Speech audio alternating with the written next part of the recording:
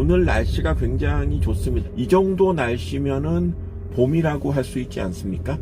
그러나 우리가 오늘의 날씨를 봄과 같은 날씨다, 이렇게 같은이라는 표현을 붙인다는 것은 그 날짜를 알고 있기 때문이지요.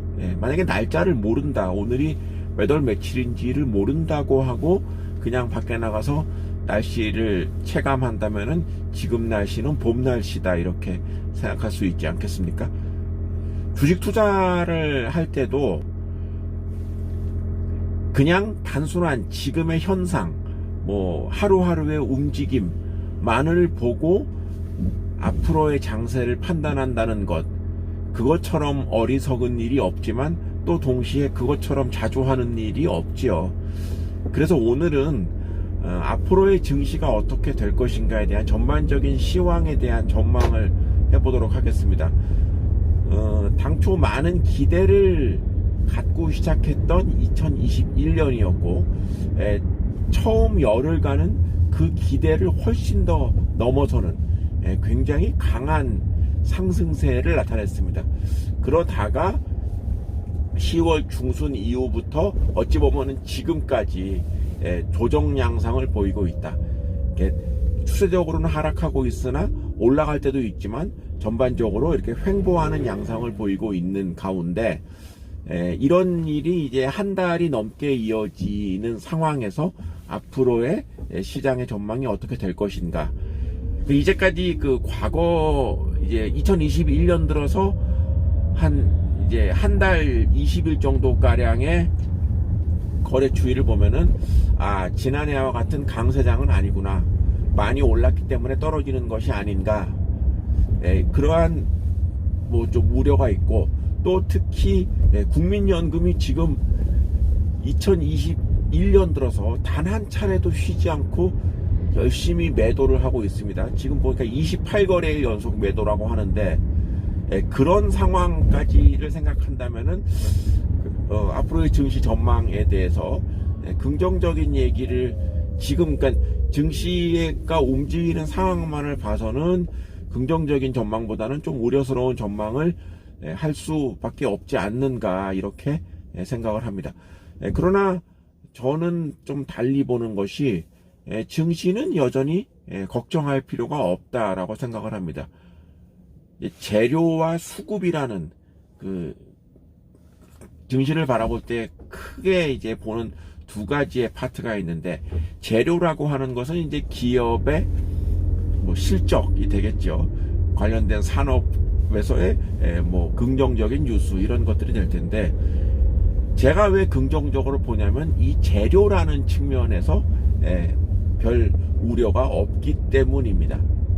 주요 기업의 실적, 그리고 그 실적을 예측할 수 있는 주요 경제 지표, 이런 것들이 굉장히 좋기 때문이죠. 가장 대표적인 그리고 중요하다고 생각하는 지표가 저는 이제 수출의 추이라고 생각을 하는데, 아마 2월 22일 날 2월 들어서 20일간의 수출 실적이 나올 것인데, 현재까지 나온 수출 관련된 뉴스는 열흘간의 수출 동향 아니었습니까? 2월 열흘간의 동향, 이것이 사상 최고 수준을 기록했다는 것은 일주일 전에 작성했던 유튜브에서도 나와 있습니다.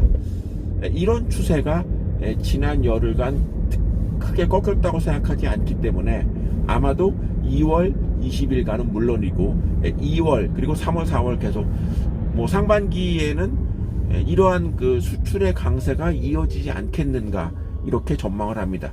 특히 반도체 같은 경우는 지금 차량용 반도체의 품귀 현상, 이것이 이미 여러 차례 보도가 되었고 그것이 반도체 업체의 실적으로 나타나고 있는 것, 어렵지 않은 예상이다. 그리고 이 반도체, 삼성전자나 SK하이닉스, 이 기업의 시가총액 비중이 국내 증시에서 차지하는 것이 거의 30% 정도, 3분의 1 가까운 수준에 달하기 때문에 그렇다라고 한다면 별 문제는 아니다. 오히려 더 긍정적인 전망에 힘을 실는 것이 맞다라고 생각을 합니다. 우리의 최대의 경제 파트너인 중국 시장의 경우에는 정말로 양호하게 성장을 하고 있고, 특히 중국 증시의 경우에는 우리 증시와 달리 연일 사상 최고 수준을 이어가고 있습니다.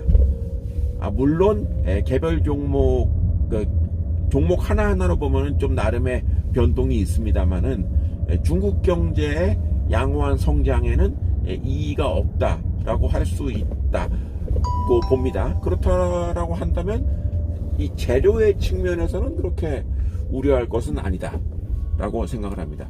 그러면 재료의 측면에서 우려하지 않는다면 지금 증시가 조금 더딘 상황이라면 오히려 우량한 기업의 주식을 낮은 가격에 매수할 수 있는 좋은 기회다. 이렇게 해석하는 것이 맞다고 봅니다. 수급 측면에서 보면은 가장 우려가 되는 것이 바로 이제 외국인과 기관의 매도, 특히 연기금의 연속적인 매도가 되는데 2월 19일이지요. 2월 19일 날 증시에 물론 이것도 이제 그날 하루에 특이한 소견이긴 했습니다만은 2월 18일이죠. 2월 18일 날 금융위에서 지금 연기금의 매매 상황을 제출을 해라. 이런 보도가 나왔습니다. 28거래일 연속으로 매도를 하는 연기금에 대해서 금융위에서 과연 니네 왜 그러느냐 라고 그 추이를 한번 체크를 해보는 것. 오비일학이라고 할 수 있을지 모르지만은 2월 19일 날 연기금이 유가증권 시장에서 역시 매도를 하긴 했습니다만은 800억 정도 매도를 했거든요. 근데 이게 2021년 들어서 가장 일일 매도 규모로 가장 적은 숫자였습니다.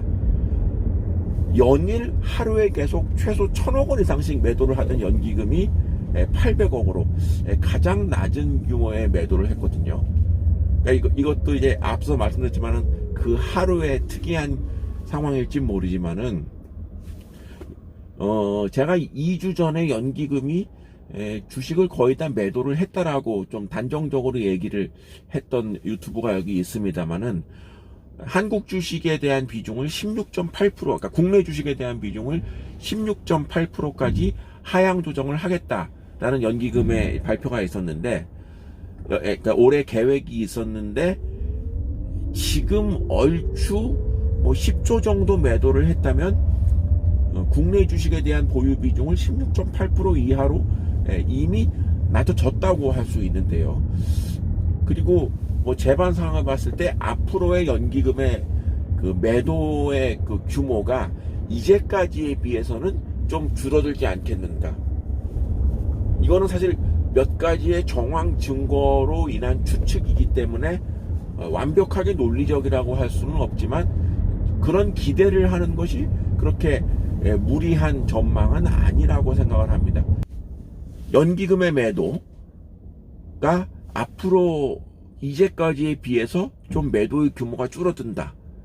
그런데 재반 펀더멘탈은 여전히 양호하다라고 한다면 앞으로의 증시는 상승 가능성이 높다. 이렇게 전망을 합니다. 이렇게 전망을 합니다.